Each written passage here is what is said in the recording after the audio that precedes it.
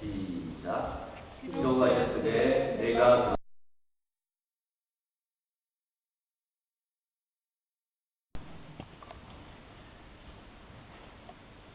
잠시 한번 말씀을 드리겠습니다.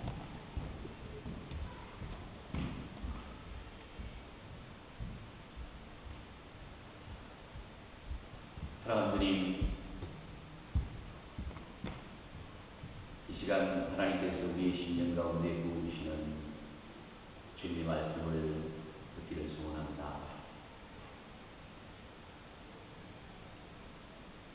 하나님께서 연약한 설교를 통하여서 주님이 우리 가운데 주시고자 하시는 말씀을 우리의 심령들이 이 시간 받을 수 있도록 은혜를 내려주시기를 간절히 소원하옵나이다.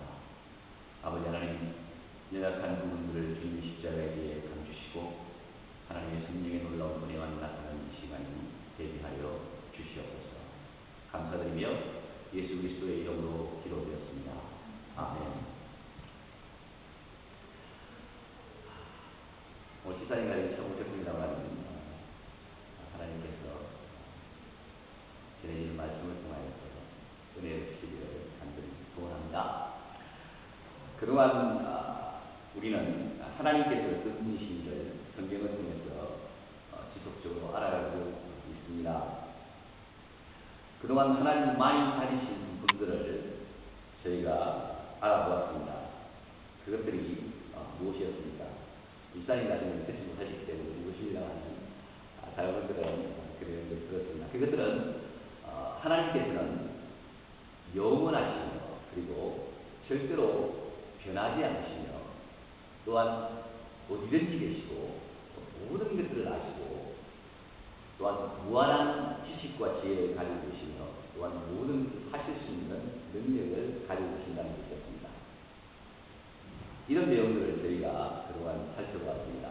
이것들을 우리가 좀 어려운 말로 우리는 이 내용들을 하나님의 비공적 속성들이라고 불렀습니다. 왜냐하면 이런 성격들은 우리 인간이 가질 수 없는 하나님만이 가지고 계시는 것들이기 때문입니다. 위의 속성들을 우리가 설교를 통해 생각하면서 우리는 하나님께서 얼마나 위대하고 놀라우신 분인가를 생각해 보았습니다. 오늘은 하나님의 공유적 특성을 생각해 보도록 하겠습니다. 이 공유적 특성들은 우리 인간에게서 어느 정도 발견될 수 있는 것입니다. 왜 그렇습니까? 왜냐하면 우리 인간은 우리가 아는 것처럼 하나님의 형상으로 지음을 받았기 때문입니다. 즉 하나님께서 인간을 창조하실 때에 하나님께서 가지신 속성의 일부를 우리 인간의 영혼 내부에 주셨습니다. 이런 속성들이 인간에게 주어졌기 때문에 인간은 도덕적인 존재가 되었습니다. 이런 도덕성은 우리 인간에게만 찾아볼 수 있는 것입니다. 동물에게는 찾아볼 수 없죠.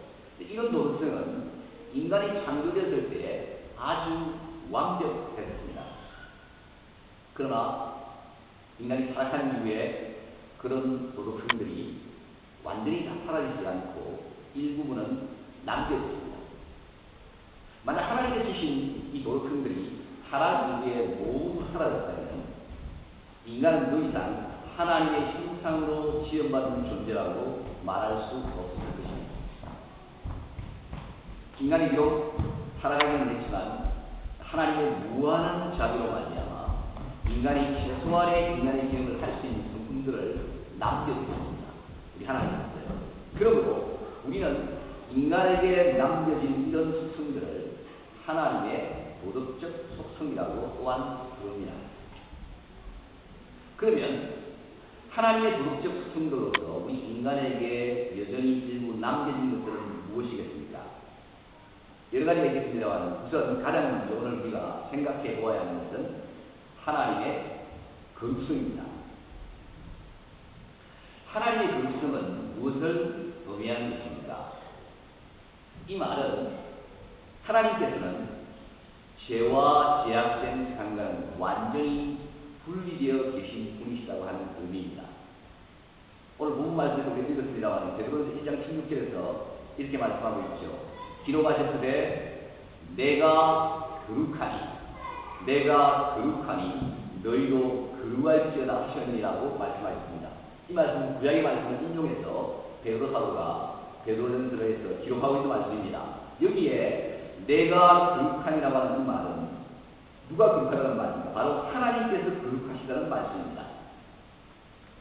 여기에 나오는 거룩하니라고 하는 이 단어는 헬라어 원문에서 하기오스라고 하는 단어로 기록되어 있는데, 이 하기오스라는 단어의 뜻은 분리된 혹은 다른이라고 하는 것입니다.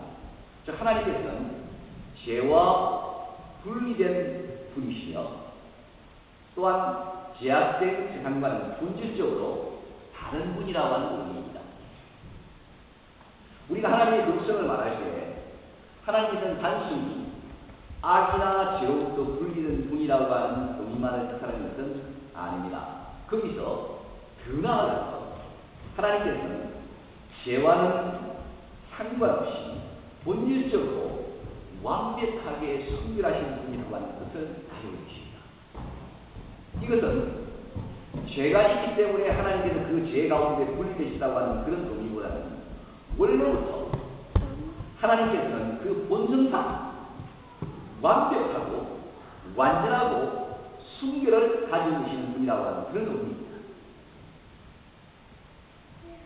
하나님의 완전한 거룩성을 어떻게 우리 인간이 이해할 수 있겠습니까? 왜냐하면 이미 말씀드린 것처럼 우리 인간은 본질상 타락한 죄인으로 하나님의 거룩성에서는 너무나도 멀리 떨어져 있기 때문입니다. 그러나 여러분, 그럼에도 불구하고 우리에게 남아있는 거룩을 추구하는 본성을 통해 우리 인간은 어렴풋하게 하나님의 거룩성을 어느 정도 이해할 수 있습니다. 타락한 인간이 가진 양심의 기능을 통해서 우리는 그래도 거룩한 삶을 추구합니다. 오늘 얘기 대부분 한국 사람인데요. 다 한국 사람이시죠. 한국 사람은 다른 사람도 마찬가지입니다. 특별히 어떻습니까? 제가 느끼기로는 한국 사람은 특별히 깨끗한 것을 추구하고 좋아하는 경향이 많습니다. 그래서 우리나라 사람들 대개인적으로 그러지 않습니까? 그래서 특히 우리는 먼지를 깨끗하게 제거하고 몸을 깨끗이 씻고 주변 환경을 깨끗이 하는 걸 좋아합니다. 제가 여기 살아보니까 한국 사람은 영국 사람보다 깨끗한 것 같아요. 그렇죠. 제가 그렇게 많이 느낍니다. 깨끗하지 못한 음식을 먹는 것을 좋아하는 사람은 또한 아무도 없을 것입니다. 우리의 삶 속에서 깨끗한 환경과 음식을 원하는 그것은 어디에서 온 것입니까? 그것은 우리 인간의 영혼 속에 깨끗한 것을 추구하는 본성이 있기 때문입니다. 하나님께서 타락한 인간에게 남겨주신 거룩한 본성의 일부입니다. 이건 저희 주장이 아니라 성경의 주장입니다. 구약성경에도 이런 내용들을 남겨주셨습니다. 여러분 구약성경 읽어보셨는지 모르겠습니다. 구약성경 보면 구약의 레위기 10장에 보면 이스라엘 백성들에게 하나님께서는 뭐라고 말씀하셨습니까? 깨끗한 짐승과 부정한 짐승에 대한 규례를 주셨습니다. 그래서 이렇게 말씀하셨습니다. 이스라엘 백성들에게 깨끗한 짐승은 먹을 수 있지만 부정한 짐승은 먹지 말라고 명령하십니다. 하나님께서 이런 명령을 하신 이유가 무엇입니까? 그건 근본적으로 오늘 우리가 살펴보고 있는 하나님의 거룩성 때문입니다. 하나님의 거룩한 형상을 닮은 이스라엘 백성들은 먹는 음식들도 거룩하고 부정한 것은 구별해야 한다는 것이었습니다. 이런 이유 때문에 우리 사람들은 본능적으로 하나님을 알지 못한가 본능적으로 깨끗한 음식을 찾습니다. 깨끗하지 못한 음식을 먹는 것을 사람들은 자연스럽게 싫어합니다. 저와 여러분에게 더러운 음식을 먹으러 간다면 정말 배가 고파서 죽을 지경이 아니라면 누가 그것을 먹기를 원하는 사람이 있겠습니까? 우리가 가진 이런 경향은 어디에서 나온 것입니까? 하나님의 거룩성을 닮은 인간의 내면으로부터 자연스럽게 쏟아져 나온 것입니다. 우리 인간이 내면 속에 가지고 있는 자연스러운 거룩하고 깨끗한 것을 추구하는 본능은 바로 하나님의 거룩성에서 비롯된 것입니다. 우리가 가진 이런 본능적인 깨끗함과 거룩함을 통해서 우리는 하나님의 거룩성을 어렴풋이 짐작할 수가 있습니다. 그것이 무엇입니까? 그것은 우리 인간의 거룩하고 깨끗한 것을 추구하는 본능에, 그 본능에 가장 완벽하고 완전하고 무한한 성격이 바로 하나님의 거룩성입니다. 이렇게 한번 생각해 봅시다. 우리 인간이 가진 거룩한 본성을 숫자로 계산을 해서 표시해서 1이라고 한다면 하나님의 거룩성은 어느 정도이겠습니까? 저는 이렇게 말하겠습니다. 무한대입니다. 1과 무한대. 1과 무한대의 차이는 비교 자체를 할 수 없을 만큼 큽니다. 그러므로 여러분, 하나님의 거룩성은 얼마나 대단하고 위대한 것입니다. 우리가 어떻게 할 때 이 위대하고 놀라운 하나님의 거룩성을 진지하고 깊이 깨닫게 됩니까? 성경은 이렇게 이야기합니다. 타락한 죄인 한 인간이 하나님의 은혜로 인해 위대하신 하나님께서 그 인간의 영혼 속에 역사하시는 하나님의 인재를 경험하십니다.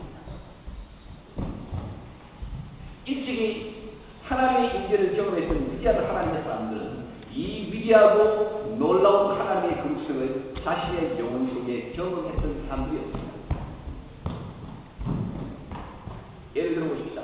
성경에 나타난 위대한 하나님의 사람이며 선지자였던 이사야 6장 5절에서 이렇게 고백하고 있습니다. 그때 내가 말하되 화로가 나로 망하게 되었다.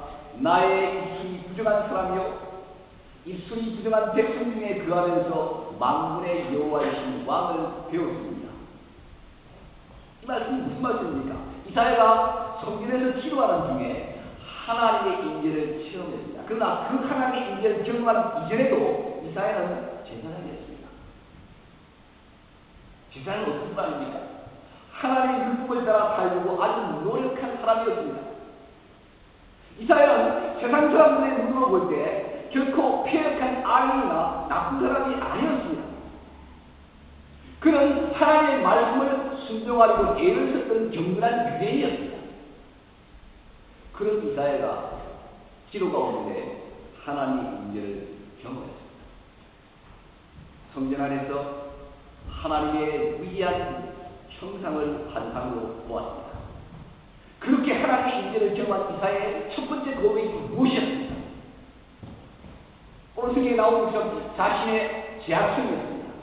뭐라고 이야기합니까? 자신의 입술이 부정하다고 외치고 있습니다. 그래서 그처럼 깨끗하지 못한 자신이 그루하신 하나님의 인재를 경험했기 때문에 자신은 정말 죽을 것만 같다라고 외치고 있는 것입니다.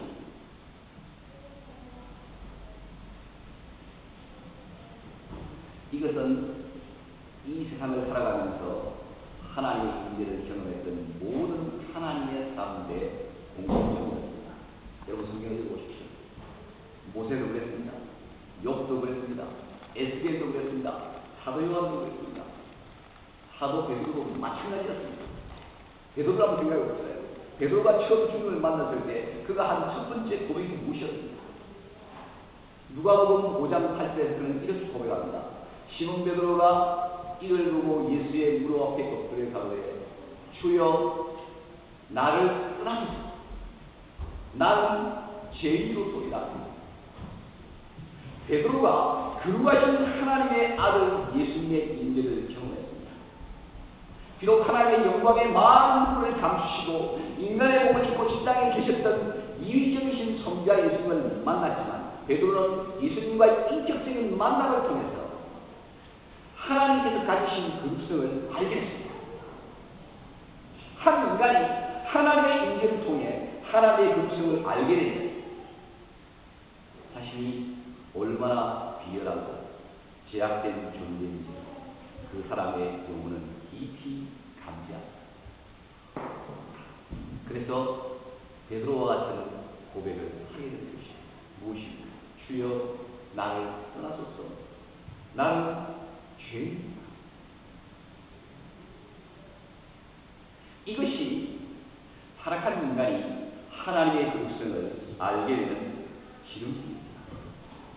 한 인간이 하나님의 인재를 경험하지 못하면 그 사람은 결코 하나님의 거룩성의 진수를 알 수 없습니다. 그런 사람에게는 하나님의 거룩성이라는 이 주제는 공허한 내용이며 이론입니다. 이 말씀을 준비하면서 이런 생각이 들었습니다. 한국에서 목회를 하고 계시는, 여러분 아실지 모르겠습니다만, 여자 목사님이신 김양근 목사님께 관련된 생각이 났습니다. 독특하죠. 우리나라에 여자 목사님이 없습니다만, 김양근 목사님께서 여자 목사님 목회하고 계시면서, 김 목사님의 관련을 들어보니까 이런 이야기를 하시더라고요. 김양근 목사님은 신앙이 좋은 어머니 밑에서 훈련을 받은 귀한 딸이었습니다. 서울대 관을 다니면서 아르바이트하고 교회 모임 하는 고맙겠습니다. 집안 사정이 많이 어려웠습니다. 경제적으로 문제까지 있었고요. 그래서 치열하게 생활하고 근면하고 성실한 교인으로서 교회 생활을 했습니다. 어린 시절부터 교회 생활을 해왔던 성도였습니다. 모든 사람들이 그녀를 칭찬했습니다. 그런 그녀에게 자신이 죄인이라고 하는 설교는 늘 마음에 거슬렸습니다. 왜 내가 죄인이지? 내가 뭐 잘못했지? 자신은 이렇게 생각했습니다. 양심적으로 안전하게 근면하고 성실하게 생활하면서 집안의 어려운 정신 때문에 열심을 다해서 내가 일을 하는 자기 자신을 볼 때 자신은 늘 자랑스럽고 자기 자신이 대견스럽다고 생각을 했습니다. 그런 자신을 향해서 성경과 성경 말씀들이 죄인이라고 하는 그 설교는 자신에게는 옳지 않다라고 생각했습니다. 그런데 이분에게 변화가 일어났습니다. 그런 그녀가 하루는 성경을 보는 가운데 특히 마태복음 13장에 보면 위선적인 종교 지도자들의 잘못을 책망하는 구절을 그가 묵상하게 됐습니다. 그리고 그 말씀 가운데 그는 말로 설명할 수 없는 하나님의 인재를 거역하는 것을 경험하게 됐습니다. 그래서 자신이 얼마나 그동안 교만한 존재인 것이 비밀입니다. 자신이 얼마나 하나님 앞에서 교만한 마음으로 가득한 불길한 죄인이었다는 것을 알게 되었습니다. 그래서 하나님 앞에서 그런 자신의 마음 상태를 보면서 철저하게 자신의 죄를 회개하는 일이 이것이 그분의 간증이었습니다. 그렇습니다. 살아가는 인간이 하나님의 거룩성의 진수를 어느 정도로 체험할 수 있는 이건 무엇입니까? 하나님의 은혜로 인한 하나님의 인재를 그 영혼이 경험하는 것입니다. 그럴 때 그 사람은 자신의 불교를 깊이 깨닫게 됩니다. 자신의 불교를 깊이 깨닫는다고 하는 것은 바로 하나님의 거룩성을 어느 정도 알게 되었다는 것입니다. 저와 여러분 모두에게 하나님의 은혜가 넉넉히 주어졌습니다. 이런 하나님의 인재를 깊이 깨달음으로 인해서 하나님의 거룩성을 어느 정도로 알게 되시는 하나님의 자녀들이 모두 되시기를 간절히. 그러나 여러분, 하나님의 거룩성을 알아가는 것은 하나님의 자녀가 되는 순간으로 모든 것이 끝나버리는 것은 결코 아닙니다. 무엇입니까? 하나님의 자녀가 되는 순간은 하나님의 거룩성을 알아가는 출발점의 것과 같습니다. 이제부터 이 출발점에서 시작해서 하나님의 자녀들은 점점 더 하나님의 거룩성을 더 알아가야만 합니다. 그런 정상은 거듭난 그리스도인에게 다음과 같이 나타납니다. 거듭난 그리스도인 안에 내주하신 거룩한 영이신 성령님을 통해서 우리는 거룩한 삶을 추구합니다. 우리가 거듭난 그리스도인이 되었지만 어떻습니까? 여전히 우리 안에 죄를 추구하는 본성이 남아있습니다. 이것과 더불어 한편으로는 우리 그리스도인은 거룩을 추구합니다. 그러나 여전히 거룩하지 않는 것을 사랑하는 경향이 우리 가운데 남아있습니다. 그래서 성경 말하기로 이 두 경향 사이에서 갈등과 충돌을 일으키면서 우리 그리스도인들은 하나님의 그릇성을 알고 닮아가게 된다고 말합니다. 이런 삶이 바로 그리스도인의 삶의 정상적인 삶인 것입니다. 우리 안에 거룩한 삶을 향한 강력한 열망이 있다면 기뻐하시다요. 왜 그렇습니까? 그것은 바로 우리 속에 하나님의 거룩한 영이신 성령님이 내주하시는 뚜렷한 증거입니다. 성령님의 내주를 경험한 그리스도인은 항상 자신의 삶 속에서 들어오는 불분명한 요소에 대한 강력한 경계심을 가지고 있습니다. 그래서 그 불분명한 욕심이 그 사람의 내면 속에 뿌리를 내리려고 할 때 언제나 큰 충돌을 일으킵니다. 그래서 그 사람의 내면 세계는 큰 고민에 휩싸입니다. 또한 갈등을 하게 됩니다. 그리고 결과적으로 하나님의 은혜로 인해서 불분명한 욕심이 뿌리를 내리지 못하는 일이 일어나게 됩니다. 할렐루야. 정말 감사한 일입니다. 이것이 바로 신자가 행하는 영적 전투의 승리입니다. 우리는 이런 영적 전투를 우리의 생활 속에서 항상 경험하고 살고 있습니다. 우리의 삶 속에서 이런 영적 전투에 대한 의식이 없다면 어떤 사람입니까? 그런 사람은 이 세상의 제약된 삶에 동화된 삶을 살아가거나 혹은 전혀 하나님의 인재를 경험하지 못한 사람일 수 있습니다. 하나님의 인재를 정말로 경험한 하나님의 자녀들은 이 세상을 살면서 항상 이런 영적 전투에 대한 의식을 가지고 있습니다. 우리가 기도 안에 말씀을 듣는 삶을 살면서 마찬가지입니다. 우리가 이 세상에 재밌는 것들로부터 우리의 마음을 빼앗기지 않고 지키려고 애를 쓰는 것도 마찬가지입니다. 우리가 이 세상에 추구하는 세상의 좋은 것들이 돈과 권력과 명예 등으로부터 마음을 빼앗기지 않고 말씀의 원칙에 뿌리를 두고 서 있는 것도 마찬가지입니다.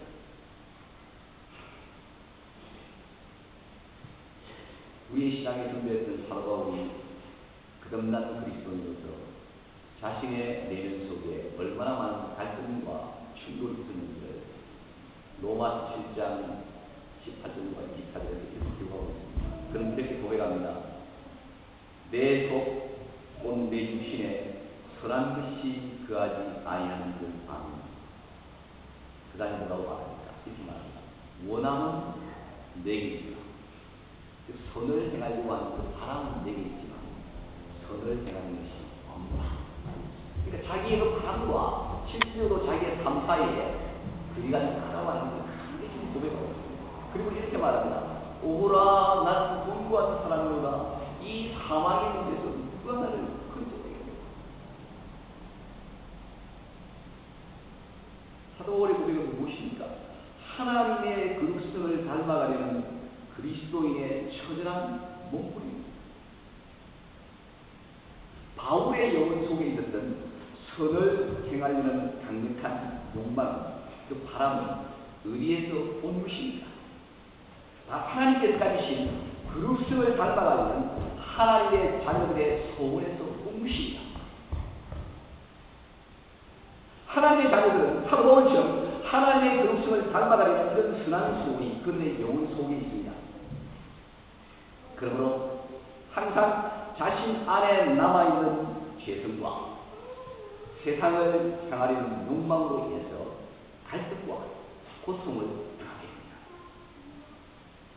이런 거룩한 갈등을 겪으면서 하나님의 자녀들은 점점 하나님의 거룩성을 닮아가는 사람으로 변화되어 가는 것입니다. 이것이 바로 성도들의 성화입니다. 그러므로 하나님의 거룩성은 거듭난 그리스도의 성화의 삶을 통해 점점 더 발전되는 것입니다. 이것이 우리 그리스도인들이 이 땅에서 하나님의 거룩성을 체험할 수 있는 또 다른 방법입니다.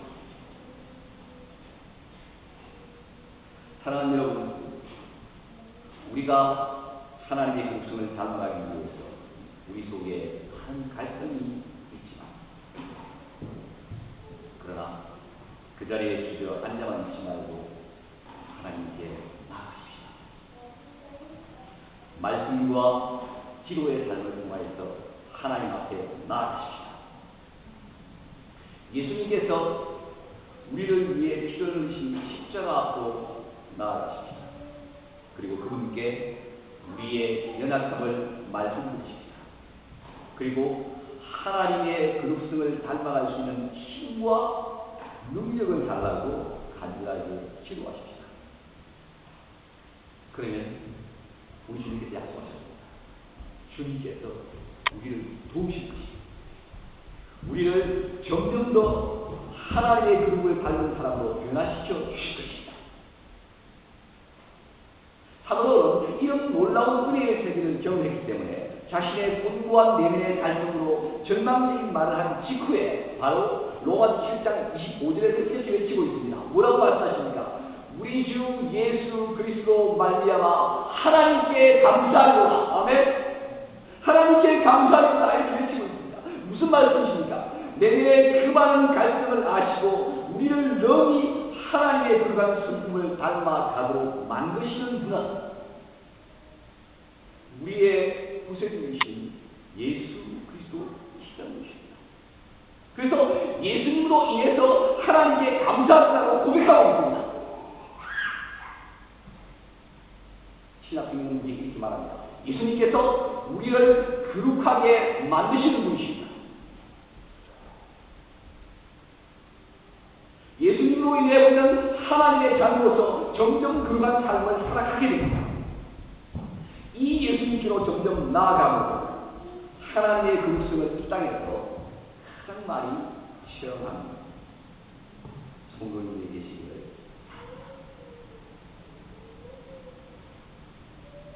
하나님의 그릇은 우리와 하여금 하나님께 나아갈 때 어떤 자세로 나아가야 할 것을 또한 가르치고 있습니다.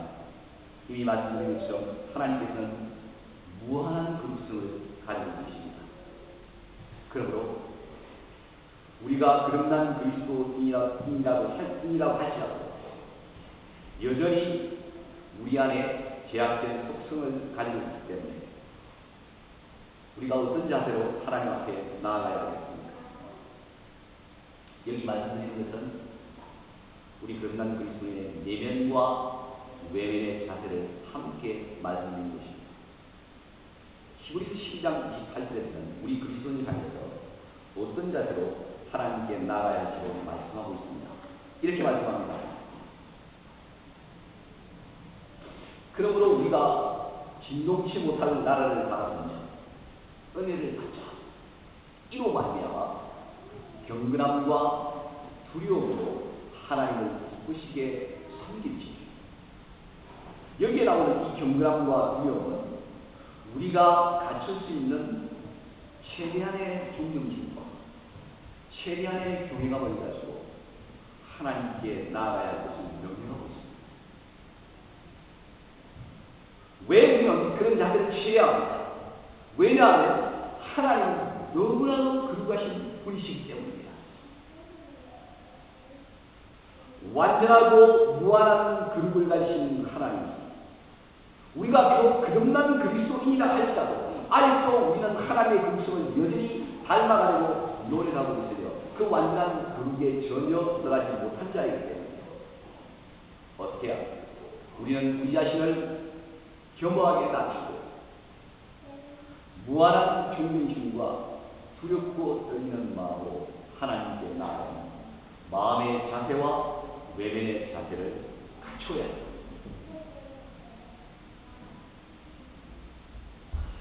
오늘날 우리가 예배를 드리거나 기도를 하거나 하나님 앞에 나아가 예식을 행할 때 어떻습니까? 솔직하게 한번 생각해 보십시오. 저를 포함해서 모든 분들이 우리가 이런 성경이 말하는 7세 본문에서 말하는 경건함과 존경심과 두려운 마음을 쉽게 잊어버릴 때가 많습니다. 우리의 마음을 전혀 준비하지 않은 채 쉽게 하는 습관처럼 하나님 앞에 나아가는 행동을 할 때가 사실 얼마나 많이 있습니까? 전혀 마음에 없는 하나님의 이름을 함부로 부르진 않습니다. 하나님의 이름을 아무런 감정과 마음도 심지 않고 직관적으로 보는 것은 무엇입니까? 성경은 이렇게 말합니다. 하나님의 이름을 망령되이 일컫고 하나님의 이름을 모욕하는 행위라고 말씀하고 있습니다. 하나님께서는 우리가 어떤 마음과 자세로 하나님 앞에 나아가고 있는지를 다 알고 계시니 그것이 바로 하나님 모든 아신다고 해서 그 성품만에 불과한 내용이죠. 그런 모든 불경한 태도와 마음들은 하나님의 심판을 받을 것입니다. 그것이 왜 히브리서 10장 29절에서 우리 하나님은 소멸하는 불신이라고 말하는 이유입니다. 우리의 불경한 마음과 자세를 불로서 심판하신 무서운 하나님입니다. 이것은 하나님의 극성과 위대함을 불명확한 기준을 인간에게 알리시는 하나님의 심판이기도 합니다.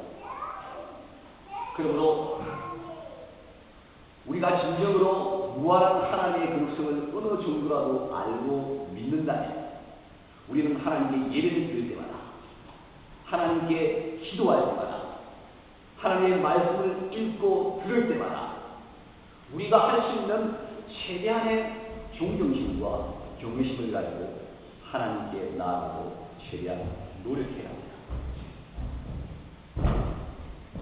사랑하는 여러분, 하나님의 극성은 우리에게 그런 하나님의 극성에 합당한 존경심과 경외심을 표현하도록 요구하고 있습니다. 우리가 그런 경외감과 존경심을 하나님 앞에 나타내기 위해서 우리의 마음이 늘 하나님의 은혜에 담기로 적셔져 있어야 합니다.